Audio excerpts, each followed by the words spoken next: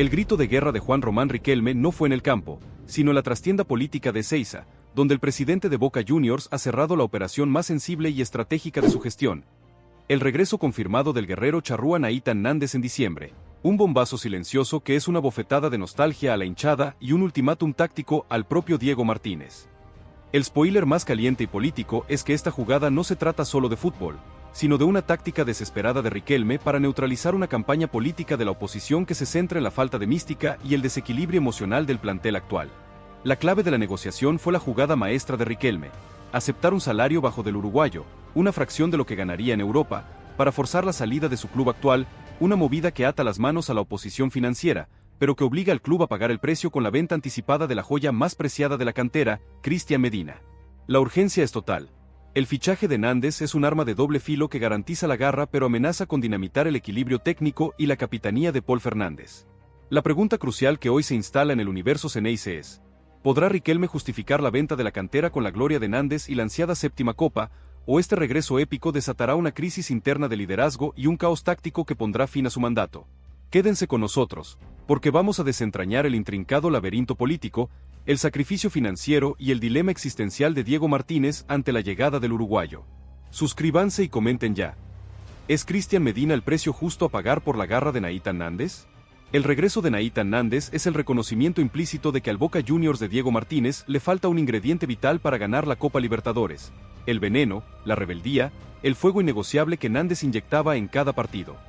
El actual mediocampo, con su toque técnico y su juventud talentosa, Medina, X Fernández, Zenón, es estético pero a menudo se diluye ante la presión asfixiante de las instancias decisivas continentales.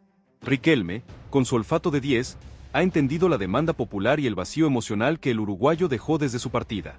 La negociación fue un acto de malabarismo financiero y diplomático, que se basó en la amistad personal con el entorno del jugador y la utilización de su voluntad como palanca de presión.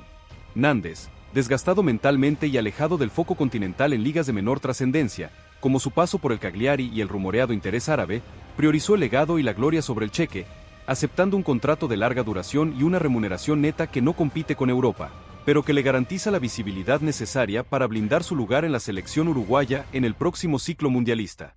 El secreto de la operación fue el mecanismo de la cláusula de compra obligatoria. Boca Juniors no paga todo el pase de golpe, sino que difirió la mayor parte del costo al final del préstamo, obligándose a realizar la venta de un juvenil en los próximos meses para cubrir esa obligación contractual, una jugada de riesgo que Riquelme vendió como ingeniería financiera, pero que la oposición califica como hipoteca del patrimonio.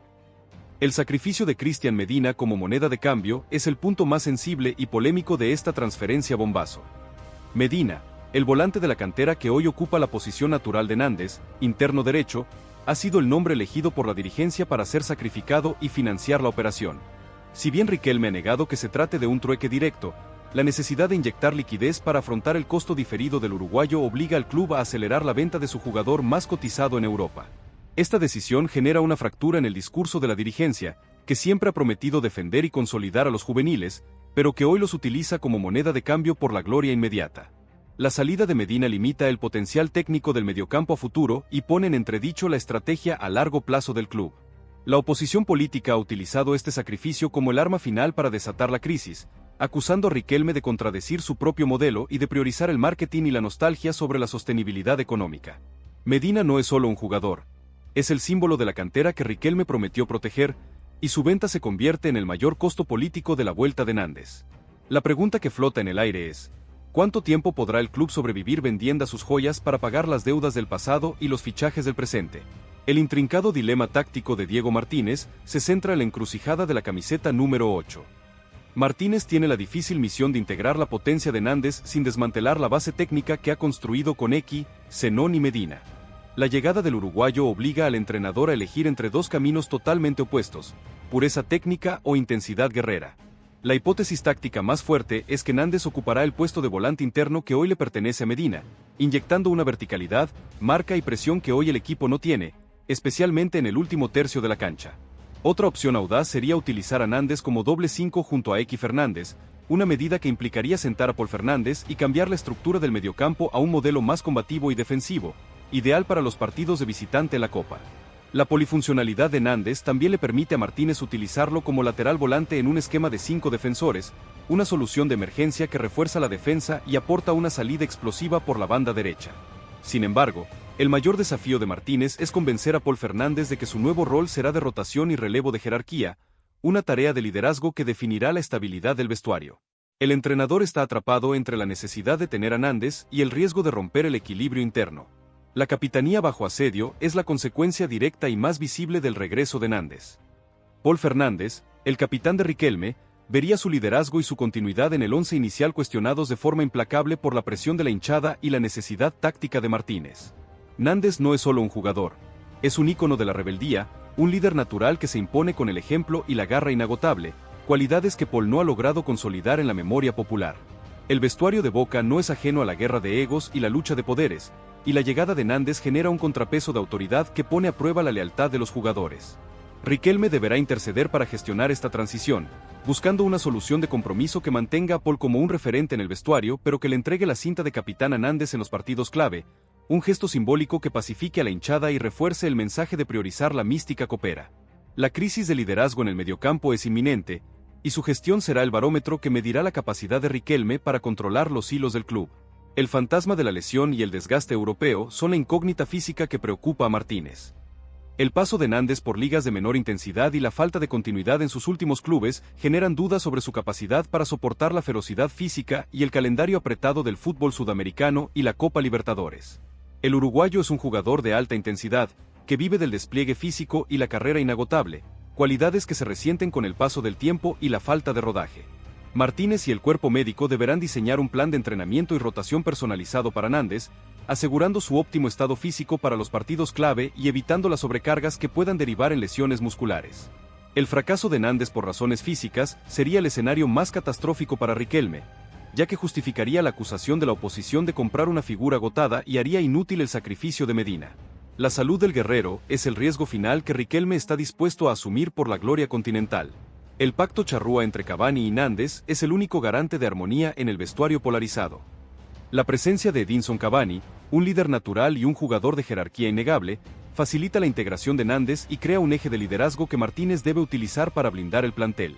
Cavani y Nández comparten códigos, la experiencia de élite y la sed de gloria continental, una sociedad de guerreros que buscará transmitir la mentalidad ganadora a los jugadores más jóvenes.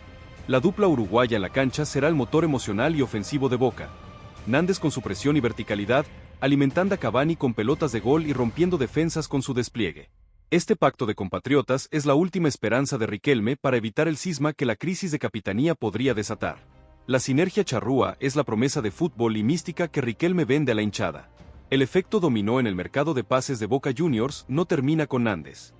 La llegada del uruguayo abre la puerta a la posible salida de otros jugadores, además de Medina, que verían su rol minimizado con la nueva estructura táctica de Martínez.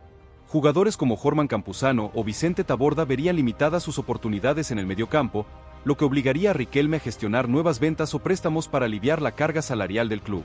La operación Nández no es un fichaje aislado, sino el inicio de una reestructuración profunda del plantel que prioriza la jerarquía sobre la cantidad de jugadores en cada posición. El mercado de Boca se reactiva con ferocidad, y la llegada del uruguayo marca la pauta para las próximas decisiones de la dirigencia. El referéndum político sobre el legado de Riquelme ya está en marcha. La vuelta de Nández es la apuesta final del presidente para silenciar a la oposición y consolidar su mandato. El éxito de esta operación dependerá directamente del rendimiento de Nández y de la capacidad de Martínez para ganar títulos continentales. Si Nández triunfa, Riquelme será visto como un genio que supo recuperar la mística. Si fracasa, la oposición tendrá el arma perfecta para desatar la crisis final y cuestionar la gestión del club. Riquelme está jugando al límite, apostando la estabilidad económica y la cantera por la gloria inmediata en la Copa.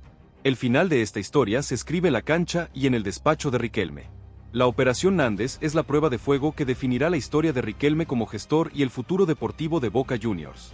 La pregunta final que nos queda es, ¿podrá el regreso de Nathan Nández, el guerrero charrúa, justificar el sacrificio de Cristian Medina y la venta de la cantera para darle a Boca Juniors la ansiada séptima copa, o el caos táctico y la crisis de liderazgo se convertirán en la profecía de la caída política de Juan Román Riquelme? La trompeta de guerra ha sonado en el riachuelo y el eco retumba en la Bombonera con la fuerza de un sismo de magnitud 10. Juan Román Riquelme no solo ha cumplido la promesa más vieja y sentida del hincha, sino que ha activado la bomba silenciosa que reconfigurará el ADN del mediocampo Xeneize. Nathan Nández regresa a Boca Juniors en el próximo mercado de diciembre. Un movimiento de ajedrez que es tanto una declaración de amor a la hinchada como un ultimátum implacable a la estructura interna del club. El spoiler más dramático no es el fichaje, que ya es un bombazo, sino el efecto dominó que desatará en el vestuario. La vuelta del perro es una amenaza directa a la capitanía y la influidez de Paul Fernández, y una sentencia financiera que obligará a Riquelme a vender un activo clave de la cantera, apuntando las miradas a la joya Medina o a un porcentaje de Barco, para cubrir los costos de la operación. La urgencia del presidente es política. Necesita la garra de Nández para blindar su gestión ante una oposición despiadada que cuestiona la venta de jóvenes talentos y la lentitud en los títulos continentales. La pregunta crucial que hoy se cierne sobre el futuro de Boca es: ¿podrá Riquelme gestionar la inminente crisis de liderazgo en el vestuario y el dilema táctico de Diego Martínez sin sacrificar la estabilidad económica y la promesa a la cantera? ¿Y Nández será la medicina que sane el alma copera o el veneno que rompa la armonía del plantel? Quédense con nosotros, porque vamos a desentrañar el intrincado laberinto de la negociación charrúa, el choque de estilos en el mediocampo y el precio político y económico de la nostalgia de la séptima copa. Suscríbanse y comenten ya. ¿Cuál es el costo real de traer de vuelta al guerrero Nández? El fichaje de Nathan Nández es, ante todo, un golpe de efecto político orquestado con la precisión de un cirujano por Juan Román Riquelme. El presidente de Boca Juniors no ignora el sentir de la tribuna, sabe que desde la dolorosa partida del uruguayo, ningún otro jugador ha logrado encarnar la mística y el fútbol de dientes apretados que el hincha exige en los momentos de copa, esa voracidad inagotable que transforma el mediocampo en un territorio de guerra. La gestión de Riquelme había sido criticada por una supuesta falta de jerarquía en los fichajes de peso y una dependencia excesiva de la cantera, un discurso de la oposición que ganaba terreno tras cada derrota dolorosa en instancias decisivas. La vuelta de Nández es la respuesta más contundente a esos críticos. Riquelme trae de vuelta a un ídolo popular, a un guerrero reconocido que no necesita presentación ni tiempo de adaptación, un activo político invaluable que pacifica la tribuna y blinda la gestión de la dirigencia. La estrategia de la negociación fue silenciosa y personal, enfocándose la desazón de Nández en el fútbol de segundo orden, tras su paso por el Cagliari y las ligas árabes, donde la competencia es menor y la visibilidad internacional se diluye. El uruguayo, agotado mentalmente de la rutina de ligas menores, priorizó la gloria y el regreso al foco continental que Boca le ofrece, aceptando un salario inferior al que podría percibir en Europa a cambio de un contrato de larga duración y la promesa de ser la bandera del próximo ciclo copero.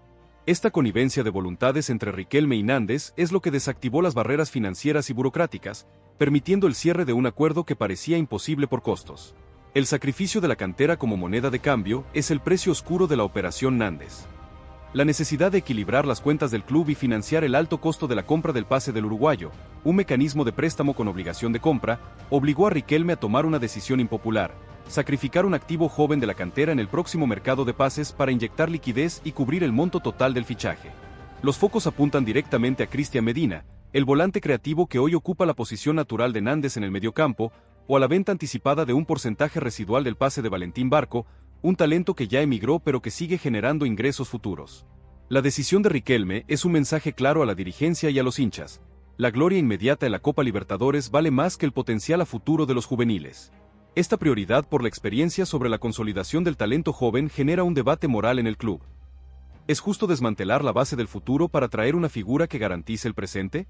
La jugada es arriesgada y la oposición política ya ha tomado nota de esta contradicción en el discurso de la dirigencia, preparando un ataque mediático que cuestionará la sostenibilidad del modelo deportivo si el título continental no se concreta. La vuelta de Nández se paga con sangre joven de la propia cantera.